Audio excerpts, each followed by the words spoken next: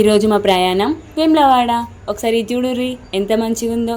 ఈ త్రిశూలాన్ని చూస్తే అచ్చం శివయ్యని చూసినట్టే ఉంది. మేము ఎప్పుడు వేములవాడ వచ్చినా బయటనే ఉండేవాళ్ళం, బయటనే పడుకునే వాళ్ళం. కానీ ఇప్పుడు ఎప్పుడు వర్షం పడుతుందో చెప్పలేం కదా, అందుకని చెప్పేసి రూమ్ మాట్లాడుకున్నాం. ఇదే మా రూమ్, చిన్న రూమ్, ఒక్కరోజు మందమే కదా, అందుకని చెప్పేసి చిన్న రూమ్ తీసుకున్నాం. ఇక మా బావ వచ్చిన కాడ తిరుగుడు తప్పుతుందా?